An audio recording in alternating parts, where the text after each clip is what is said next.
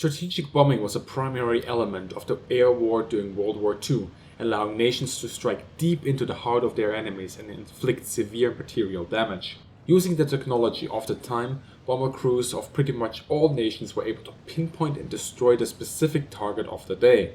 Indeed, you'll often hear accounts of how certain bomb sites or crews were able to lob a bomb right down a chimney, destroying a factory to little human cost. Theoretically, those tales hold a certain amount of truth to them, and of course, pinpoint accuracy could be achieved under certain conditions. What those stories don't tell is the tremendous effort required to make such an accurate bomb drop, and how easily, to little fault to the crew, it could all go wrong. Of course, accuracy wasn't always needed. Terror bombing, that is the intentional bombing of a civilian population, was common in World War II. For it really didn't matter where the bombs dropped, as long as it was somewhere where people lived, and somewhere where people could die. That said, terror bombing was remarkably ineffective at getting anything done, yet sadly that did not stop both sides from doing it. The bombing of industrial areas, however, was crucial in getting the war to an at least swifter end. For example, the American attacks on German fuel refineries alone crippled an already weakened Luftwaffe and can be considered as one of the most crucial blows of World War II against Germany. Hitting a factory wasn't that easy, of course. Often built into cities, the industry was protected not only by flags, but by the elements themselves. Near misses or partial destructions were all the more common than a complete wipeout of production, hence the need to fly multiple missions with ever more bombers to at least hold the industrious output for a few days. But what difficulties did the bomber crew really face on their final approach to the target? To explain the difficulty of bombing, let us look at a concrete example and place ourselves in the shoes of a bomber crew. Picture yourself at the head of a formation of bombers. It is daytime and you are tasked to hit a factory producing equipment crucial to the enemy's war effort. The target is located within a larger city. Cloud cover is set around 2,700 meters. Your choice is now to either fly below or above the clouds. In this example, let us say at 2,500 meters or at 5,000 meters. Either choices bear different risks and difficulties in getting the job done. So what kind of speed will you be flying at? This in itself is important. The shorter you are in the danger zone, the flak and fighters will be gunning for you. Go too fast, however, and you are stripping away crucial time that your bombardier might need to make his drop accurately. For now, let us set your speed to around 340 km an hour and dispense with the clouds. To initiate the attack, there is one last puzzle piece that needs to fit: identifying the target. Your bombardier, with the bomber sight, can pick up the general location of the target from a long distance. But it's only once he gets closer that he finds the precise spot he needs to aim for. In this example, the bombardier with his equipment is able to pick up the target 25 degrees downward from your course. Attacking from 5,000 meters then, this would place you and your formation at a comfortable 9.4 kilometers of horizontal distance from the bomb drop. Flying at 340 kilometers an hour, this gives you about 100 seconds to correctly ID the target and initiate any corrections.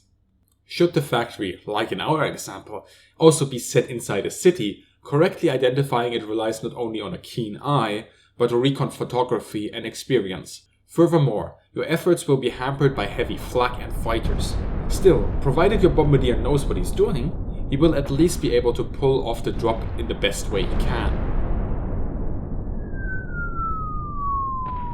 Now, that is what happens under perfect conditions.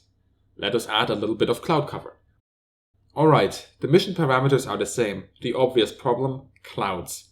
Not many, but enough to make this attack a little bit less straightforward. Looking at the attack run now, you'll see that the time your bombardier has to make the drop has more than half, with 70 of the previous 100 seconds obscured by natural elements. He has to make a drop, but will it be as good as the first one? The answer to this problem seems obvious. When the clouds are out, fly lower. It's a little bit more complex than that. Let's look at an attack made from 2,500 meters, just below that cloud cover. While your bomb drop will be a bit closer to the target, you still can only pick up the factory roughly 25 degrees downward from your course. That means that instead of the 9.4 kilometers you have to make your drop on 5,000 meters, now you only have 4 kilometers to make that same drop. If you have the same attack speed of 340 kilometers an hour at this altitude, that translates into roughly 42 seconds for your bombardier instead of the previous 100 seconds. As a reminder, During this time, he has to find the target and correctly identify it, make any necessary course corrections, and make additional adjustments to the bomb drop depending on speed, wind, and heading. Precious little time then to make a correct drop. Worse still, at 2,500 meters, you are subject to light and medium flak, more dangerous than a heavy one and with a higher chances of actually landing a hit on you. Flying faster could once again get you out of the danger zone in a hurry, but would also further reduce the precious little time your bombardier already has. Of course, we have only looked at a bomb drop from 2,000 and 5,000 meters and within a simplified context. The difficulties of flying a real bombing missions are even greater.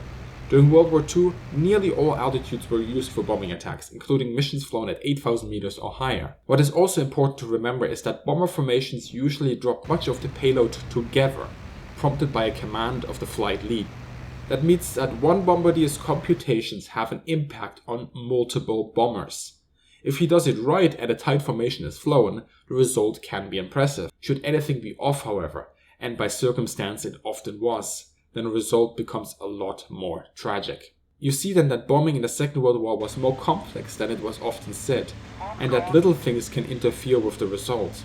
A certain amount of, dramatic irony stems from the fact that the more bombing was done and the longer the war progressed, the better the crews, methods and equipment became, allowing for more precise drops even in adverse conditions. For the victims, however, that doesn't amount to much. If you've enjoyed this video and learned something from it, why not share it with your friends or via social media? Thanks to support over Patreon, sharing videos is one of the best ways to support your favorite content creators. As always, you can also leave me a thumbs up via that like button, or don't. That is perfectly reasonable as well. And as always, have a great day, good hunting, and see you in the sky.